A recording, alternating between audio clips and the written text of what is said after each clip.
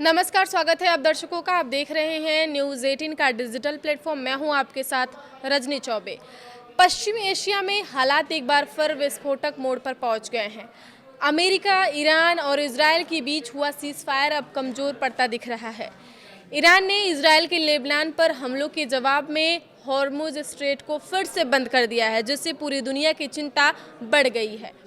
Iran का आरोप है कि अमेरिका ने बातचीत शुरू होने से पहले ही सीज़फायर के 3 बड़े नियम तोड़ दिए। ईरान के संसद अध्यक्ष मोहम्मद बागर गालिबाफ ने कहा कि लेबनान में हमले रोकने, ईरानी हवाई क्षेत्र का सम्मान करने और यूरेनियम एनरिचमेंट के अधिकार जैसे अहम मुद्दों का उल्लंघन हुआ है। हालांकि शुक्रवार को पाकिस्तान में इस युद्ध को खत्म करने के लिए बातचीत होने वाली है।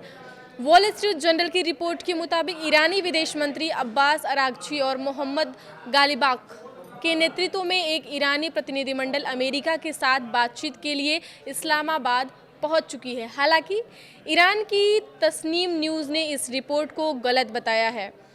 इस बीच इजरायल ने एक नया कदम उठाते हुए लेबनान के साथ सीधे बातचीत शुरू करने की तैयारी कर ली है। प्रधानमंत्री बेंजामिन नेतन्याहू ने कहा है कि उन्होंने कैबिनेट को निर्देश दिया है कि जल्द से जल्द लेबनान के साथ सीधे बातचीत शुरू की जाए।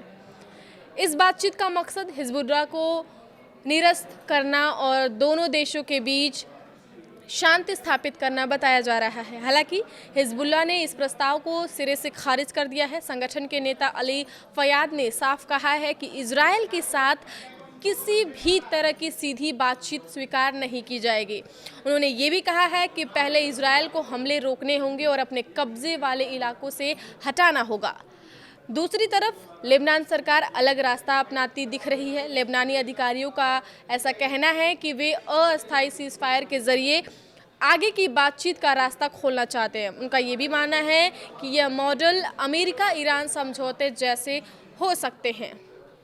अमेरिका भी इस पूरे घटनाक्रम में सक्रिय है। अगले सप्ताह अमेरिका में इजरायल और लेबनान की बातचीत हो सकती है। खबर है कि राष्ट्रपति डोनाल्ड ट्रंप ने नेतन्याहू से फ़ोन पर बात कर लेबनान पर हमले कम करने को कहा है, ताकि ईरान के साथ चल रही बातचीत प्रभावित न हो।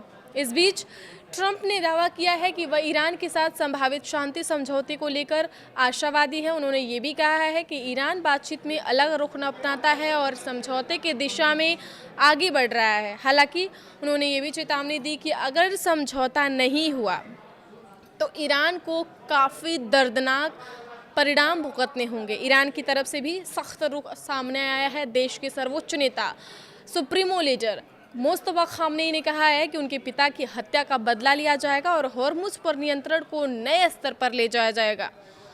हॉर्मुज जलडमरू मध्य में जहाज़ों की आवाजाही बाधित रहने से तेल की कीमतों में लगातार बढ़ोतरी देखी जा रही है। शुक्रवार सुबह एशियाई ट्रेडिंग में ब्रेंट क्रूड 0.87% बढ़कर $96.75 प्रति बैरल पहुंच गया, जबकि अमेरिकी तेल भी 1% से ज़्यादा चढ़ा है। निवेशकों में चिंता है कि क्योंकि ईरान अमेरिका सीज़फायर कमज़ोर पड़ता दिख रहा है और लेबनान में इजरायल के हमले जारी हैं। अमेरिकी राष्ट्रपति डोनाल्ड ट्रंप ने ईरान पर जहाज़ों को गुजरने देने में लापरवाही का आरोप लगाया है। वहीं सऊदी अरब के तेल उत्पादन पर हमलों के चलते रोज़ाना करीब 6 लाख बैरल उत्पादन और 7 लाख बैरल पाइपलाइन सप्लाई प्रभावित हुई है। तो अब देखते हैं कि बैठक होती है या नहीं इस्लामाबाद में ईरान और अमेरिका के बीच। क्या सीज़फायर आगे कंटिन्यू रहेगा या फिर ख़त्म हो जाएगा? आगे की खबरों के लिए आप देखते रहिए न्यूज़ 18 का डिजिटल प्लेटफॉर्म। धन्यवाद।